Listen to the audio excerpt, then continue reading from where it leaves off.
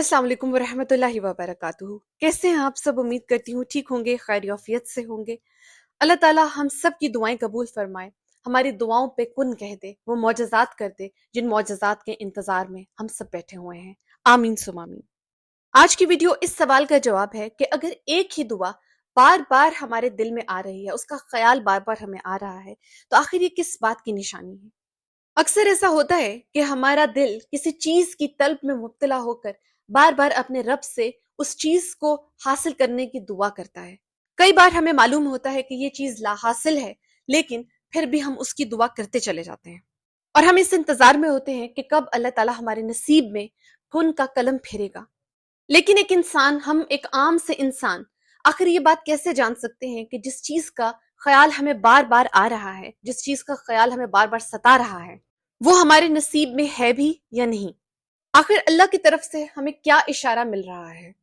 लेकिन बहुत से आलम दीन का ये कहना है कि अगर बार बार आपको एक चीज का ख्याल सता रहा है और आप उस चीज को अल्लाह ताला से मांग रहे हैं, तो उसके मिलने की एक निशानी ये आपको जरूर नजर आएगी। और अल्लाह हमारी बार बार मांगी हुई दुआओं का जवाब इन तरीकों से दे रहा होता है। और अगर आप अपनी टूटी हुई उम्मीदों को लेकर इंतजार की तलाश में हैं, इस इंतजार में है कि कब अल्लाह ताला कुन कहेगा, और आपका दिल भी इंतजार कर करके थक चुका है, तो यहाँ पर मैं आपको एक हदीस सुनाती हूँ कि रसूलुल्लाह सल्लल्लाहु अलैहि वसल्लम ने कहा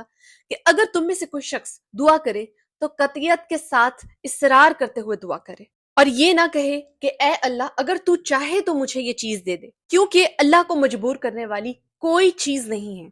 एक और जगह हदीस से ये बात साबित है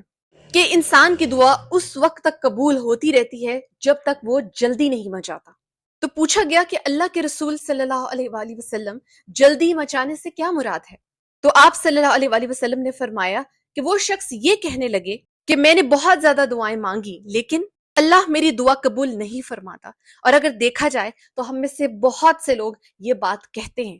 और ऐसे लोग अक्सर ये कहकर थक हार जाते हैं और दुआ करना ही छोड़ देते हैं।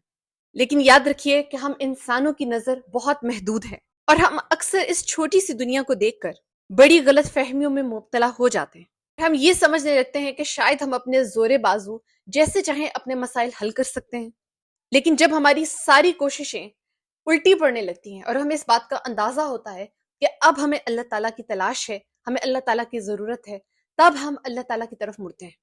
लेकिन हम ये भूल जाते हैं कि अगर अल्लाह ताला ने हमें ये इख्तियार दिया होता कि हम अपनी मनपसंद चीजों को जैसे चाहें हासिल कर सकते हैं या कर लेते, तो इस दुनिया का जो निजाम है वो दरम भरम हो जाता। और अक्सर हम चीजों के आगे इतने मजबूर हो जाते हैं कि हम ये भी भूल जाते हैं कि हमारी जिंदगी का सबसे बेस्ट प्लानर सिर्फ अल्लाह ताला है, और वो सबसे बेहतर जानता है कि हमें कौन सी चीज कब और कैसे अता करनी है। और बेशक वो सबसे बेहतरीन हिकमत अमली करने वाला है, उसे सबसे ज्यादा बेहतर पता है कि उसने किस प्लानिंग के थ्रू हमें उस चीज तक पहुंचाना है, कौन से असबाब पैदा करने हैं। क्योंकि अल्लाह जुल जौजल किसी भी तरह से हमारी चाहते पूरी करने से कासिर नहीं है। क्योंकि जो भी चीज हमारी जिंदगी के लिए हमारे हक में बेहतर होती है, वो रहमान उसकी तदबीरें भी खुद बनाता है। और अल्लाह ताला खुद कुरान में फरमाता है कि अपने रब का फैसला सादर होने तक सब्र करो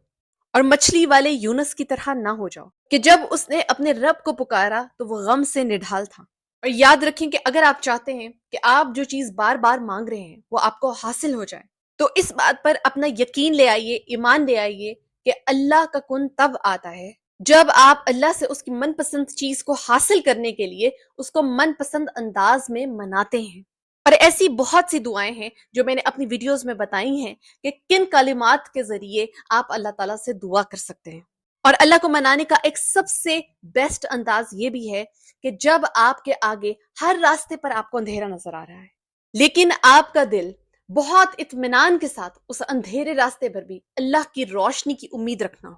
और इस सिचुएशन में भी आपका दिल ना भटके और ना ही गलत गुमान रखे। याद रखिए कि मौजज़ों की एक किस्म यह है कि मौजज़ा वो यकीन है जो इंसान के अंदर होता है। आपके दिल में जितना गहरा यकीन होगा और सब्र करना कितना ही मुश्किल हो, तब ही वो अपने साथ हैरत अंगेज मौजज़े लाता है। वो खास निशानी जो बार बार हमारी मांगी हुई दुआओं की कबूलियत का सबब बनती है, और आप अपने मामलात को दिल से अपने रब के हवाले करते हैं, तो याद रखिए कि तमाम खतरात چاہے جیسے بھی مرضی طوفان ہو، پریشانیاں ہوں، جیسی بھی آپ کی مرادیں ہوں، وہ پوری ہو کے رہتی ہیں۔ اور اللہ ایسے اسباب پیدا کرنے لگتا ہے کہ ہماری ظاہری آنکھیں دیکھتی رہ جاتی ہیں، کیونکہ اللہ نے قرآن میں یہ بات واضح کی ہے کہ میں پکارنے والے کی دعا کو ہرگز رد نہیں کرتا، اور جو لوگ بھی مجھ سے دعا کرتے ہیں میں ان کی باتوں کو سنتا بھی ہوں اور ان کی باتوں کا جواب بھی دیتا ہوں۔ اور اس بات کا ہمیں پکا یقین رکھنا ہوگا کہ ہماری جو بار بار مانگی ہوئی دعائیں ہیں وہ کبھی بھی قبولیت سے محروم نہیں ہوں گی۔ اور اگر ہم غور کریں تو اللہ ہماری دعاؤں کے جواب ان 3 طریقوں سے دیتا ہے۔ یا وہ آپ کی اسی من پسند چیز کو ہمارے نصیب کا حصہ بنا دیتا ہے جسے ہم اپنی دعاؤں میں اللہ سے بار بار مانگ رہے ہوتے ہیں، یا پھر وہ ہمیں اپنی طرف بلانے کا راستہ دکھانا چاہتا ہے، یعنی آپ کو خود سے قریب کرنا چاہتا ہے، یا پھر اللہ سبحانہ تعالیٰ ہمارے لیے کوئی بہترین انتخاب کرنا چاہتا ہے اور ہمارا دل بدل کر وہ ہمیں وہ چیز عطا کر دیتا ہے جو کہ ہماری حقیقی خوشیوں کا، ہمارے حقیقی سکون کا باعث بنتی ہے۔ اور جب ہم ان چیزوں پر خوش رہنا سیکھ لیتے ہیں جو اللہ تعالیٰ نے ہمیں عطا کی ہوتی ہیں، جو حاصل ہوتی ہیں، تو یہ نشانی ہے کہ وہ رحمان تمہیں لا حاصل کی ان عطاؤں سے بھی نوازنے والا ہے جس کا خیال بار بار ہمارے دل میں آ رہا ہوتا ہے۔ کیونکہ حضرت علی رضی اللہ تعالیٰ عنہ نے فرمایا کہ اللہ ہمارے راستوں کو موڑتا ہے، ہماری دعاؤں کو نہیں موڑتا۔ وہ تمہیں اپنے طریقے سے تمہاری من پسند منزل تک لے جاتا ہے۔ اللہ نے سورہ انفال میں بھی یہ بات فرمائی ہے کہ اس وقت کو یاد کرو جب تم اپنے رب سے فریاد کر رہے تھے اور پھر اللہ نے تمہاری دعا سن لی، کیونکہ قرآن کہتا ہے کہ تمہارا رب تم پر اپنی رحمت کا دامن وسیع کرے گا اور اللہ تمہارے کاموں کے لیے سر و سامان بھی مہیا کرے گا، اور انشاءاللہ ایک دن ہمارے پاس وہ سب ہوگا جسے پانے کی امید میں ہم اتنی دعائیں کرتے ہیں اور سارا دن صبر کرتے ہیں۔ انشاءاللہ، آپ سب بھی انشاءاللہ ضرور کہیے۔ لیکن اسی کے برعکس وہ لوگ جو اللہ کے فیصلے پر راضی نہیں رہتے، تو یہ بات یاد رکھیے کہ یہ ایک قسم کی بیماری ہے جو ہمارے تمام اعمال کھا جاتی ہے۔ اپنی تقدیر کو برا کہنا، اپنی قسمت کو برا کہنا، تو ایسا انسان ہمیشہ مایوس رہتا ہے اور یہ بندے کو غفلت کے اندھیروں میں بھٹکتا ہوا چھوڑ دیتی ہے، کیونکہ ایسا انسان یہ بھول جاتا ہے کہ اللہ تعالیٰ ہر چیز پر غالب ہے، ہر چیز پر قدرت رکھتا ہے، اور یہ بیماری آہستہ آہستہ انسان کو ناشکرا بنا دیتی ہے، کیونکہ اس میں کوئی شک نہیں کہ ہو سکتا ہے کہ جو چیز اللہ تعالیٰ نے ہمیں عطا کی ہے وہ ہمیں بری لگ رہی ہو، لیکن اسی میں ہمارے لیے خیر ہو۔ لیکن کوئی چیز ہمیں بہت اچھی لگتی ہو لیکن اس میں ہمارے لیے شر ہو، کیونکہ قرآن کہتا ہے کہ اللہ تعالیٰ جانتا ہے اور تم نہیں جانتے۔ کیونکہ یہ بات واضح ہے کہ اللہ تعالیٰ اپنے بندوں کو ٹیسٹ بھی کرتا ہے، آزمائش میں بھی ڈالتا ہے، اور جس طرح سے وہ انسان رسپونڈ کرتا ہے اس آزمائش کے حوالے سے، اللہ تعالیٰ اسے اسی طریقے سے نوازتا ہے، کیونکہ اللہ یہ دیکھتا ہے کہ میرا بندہ خوشی میں اللہ کا شکر ادا کرتا ہے کہ نہیں اور غم میں صبر کرتا ہے کہ نہیں، کیونکہ وہ انسان جو تقدیر پر راضی نہیں ہوتا وہ بھی ناشکری کرتا ہے۔ کیونکہ یہ بھی ممکن ہے کہ اگر اللہ تعالیٰ ہمیں کسی آزمائش سے گزار رہا ہے تو وہ آزمائش، وہ تکلیف ہمارے جنت میں جانے کا سبب بنے۔